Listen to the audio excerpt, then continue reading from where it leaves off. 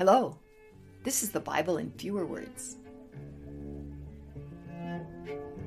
We are Carol and Steve Wells. This is episode 73, Deuteronomy, chapters 20 and 21. Hi, Steve. Hi, Carol. 2 chapters today. That's right. What is that telling us? Well, there's some new stuff. We kind of went through it quickly when Moses was just talking about things. Remember this and remember that.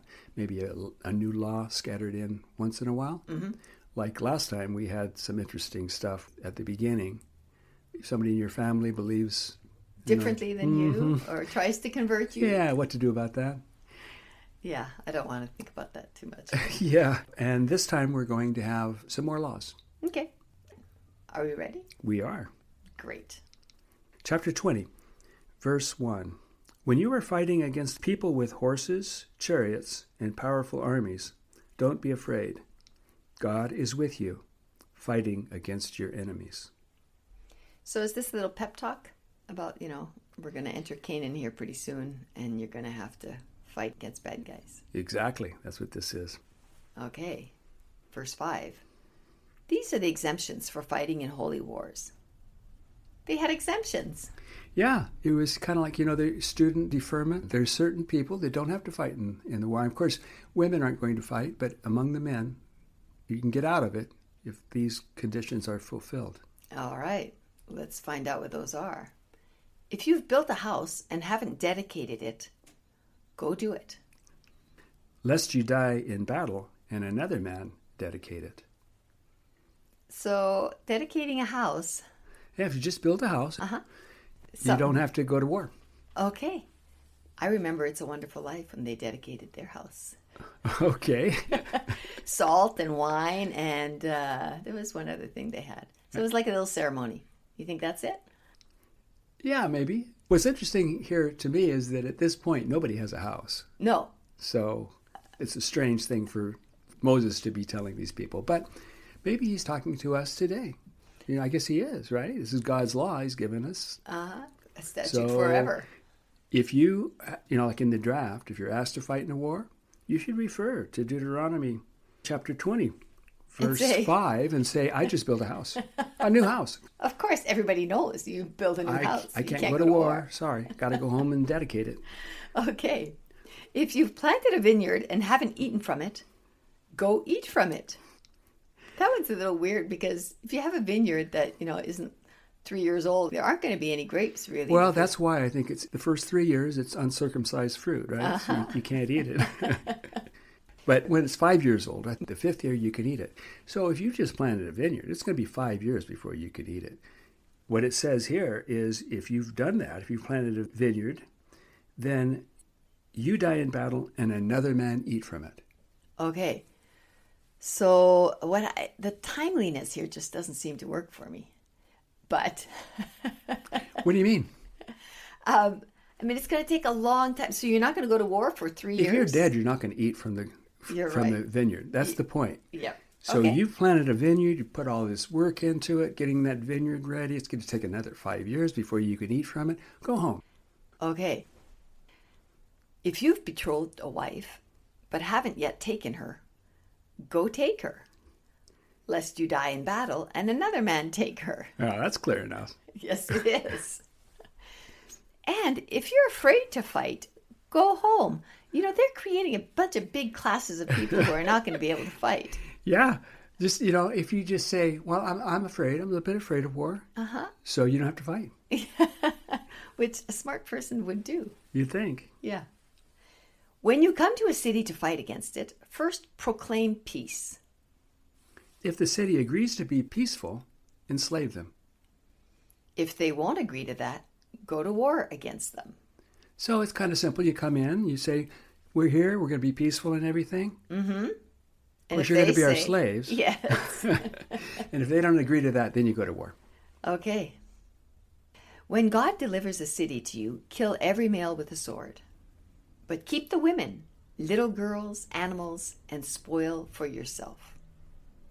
Do this for cities that are far away from you. So this is for the places outside of Canaan. This is when you're going on a war, like outside of your own country. Mm-hmm. In that case, you can take hostages, you can take the women, you kill all the men and the boys, I guess, but you can keep the women and animals for yourself. Mm-hmm. For the cities that God gives you for an inheritance, kill everyone. Save alive nothing that breathes, as God commands. That way, they won't teach you their abominations, so that you won't sin against your God. And what is a city that God gives you for an inheritance? All of Canaan. Oh. Any of the cities that are there, that's your inheritance. God's given it to you. And you're going to take it over. You're going to take it over, and you're going to kill everyone. I mean, just complete, absolute genocide of everyone who lives there in that country. And the danger is that if you let them live, they're going to convince you to obey their gods. He wants to start with a clean slate here. Get rid of everybody. We're going to start, and you're going to give the land to you. Okay. Except for there's one thing that you don't kill. What don't you kill? Don't destroy the trees. Oh. Yeah. There's a Bible that's called the Green Bible. It highlights in green all of the nice environmental things that are in the Bible. Of course, there are no environmental things in the Bible. There's nothing that advocates for the environment in the Bible. Absolutely nothing. But they have this highlighted in green. Save the trees. And that's about as close as it gets. I'll give them that. This one is just kind of nice. And all trees, you think, or some more than others? No, it goes on to say that fruit trees, the trees that you can eat from, keep those alive. Mm-hmm. You can cut down the other trees that you can use for wood. Okay. We are at chapter 21. Yes, we are. If you find a dead body and don't know the cause of death, get all the elders together. Find a heifer that has never done any work. Cut off the head of the heifer. Wash your hands over its body and say, "Our hands have not shed this blood, neither have our eyes seen it." Well, that is a fact-filled paragraph. Yeah, you know what it reminds me of? What? The red heifer. A little bit. Remember, it was a heifer, a female cow, who's never done any work. In this case, they don't care so much about the color, but they want a female cow that hasn't done work.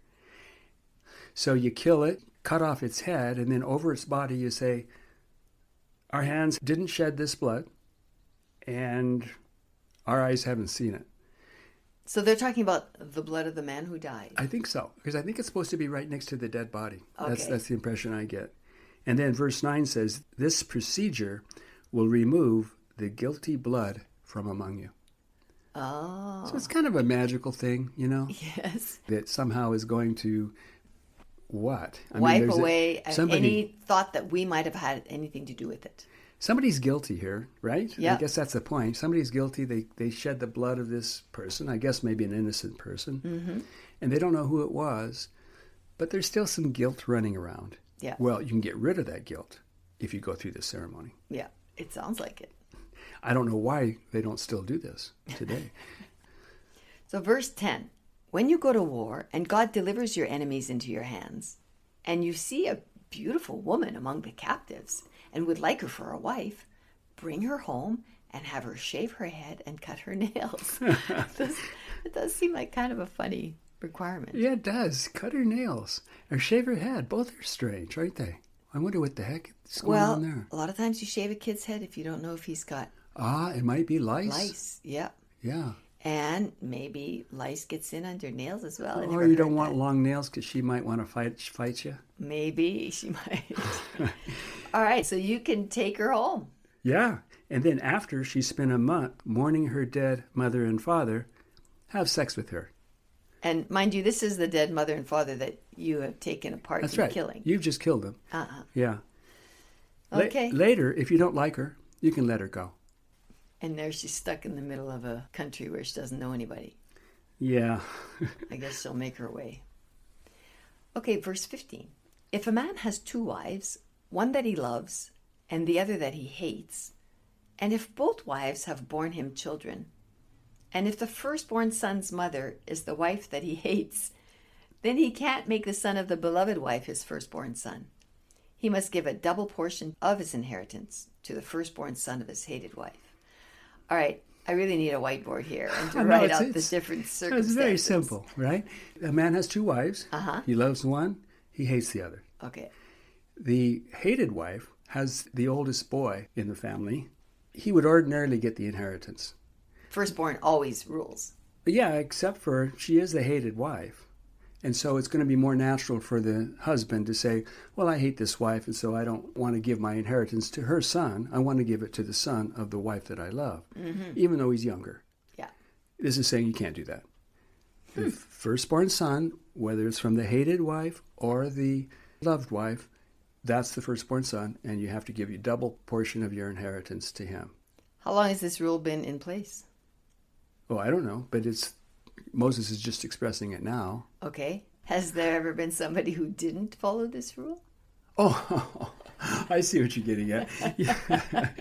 Yes, indeed, there has. And who is that? Abraham. Abraham. Abraham had 2 wives. Uh-huh. Sarah he loved. Yes. The other one? Hagar. Oh, yeah, Hagar. Well, she was a slave that was given to him so that he could have children for Sarah, because she was barren. Yes. So she did, and he did, and they had Ishmael.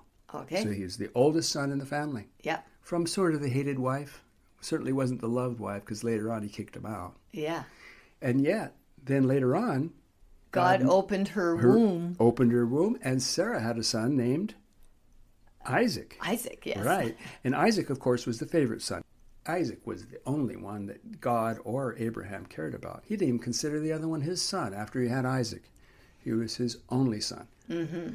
Certainly his firstborn son, which he wasn't. So really, according to this, then Abraham broke this commandment of God. Yes. By not giving Just his inheritance to the older boy. Yeah.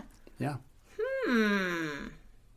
Abraham. But yeah, you're right. That was before Moses said anything about this law. So maybe that's why it was okay. I don't know. And God was kind of saying, yeah, get rid of that Ishmael. Don't worry about him. He definitely did. Yeah. Nice God. Uh-huh. All right. If a man has a stubborn and rebellious son who will not obey his father or mother, then his father and mother will bring him to the elders of the city and say, Our son is stubborn and rebellious and will not obey us. He is also a glutton and a drunkard. And the men of the city will stone him to death. That will put the evil away from you, and everyone will hear and fear. Yeah. All those neighboring sons. Yeah. Are going to not do that. Ugh. Yeah, so stone to death your son. Doesn't say anything about daughters, but stone to death your son if... Drinks too much and eats too much and is rebellious. And that's what you do. You stone him to death. All the elders kind of get together and decide, all right, we're going to stone him to death. Yep. The son doesn't get to say, hey, yeah, I repent. Yeah. I won't do that anymore. Didn't seem like there's much of a trial going on here. No. Well, you know, most people have trouble with their children at some point in their life. Yeah. But they still love them, and usually they get through that time and they regret it. We sometimes had trouble getting our kids to clean their room. Yeah, we did. Okay, verse 22. If a man has committed a sin worthy of death, and you hang him on a tree, don't leave his dead body all night on the tree. Bury his body the same day, because whoever is hanged is accursed by God. Yeah. So you want to get him down quickly, because otherwise who knows what God's going to do. Now, some people say that this whoever is hanged is accursed by God. That will be referred to in the New Testament in reference to Jesus, and so they had to get him off the cross before. So, but this is dark. A man who, this verse here is a man who has committed a sin worthy of death. Yes, that's right. If you kill someone and hang their dead body on a tree, then you have to take it down before dark. Yeah. And bury the body. Yeah. Got that, listeners? That's a lesson for you. Yeah, that's something to end on. All right. Well, we got through. Yes. We don't have too much left in Deuteronomy. Not too much. Okay. All right. See you next time, folks. Bye-bye. Bye.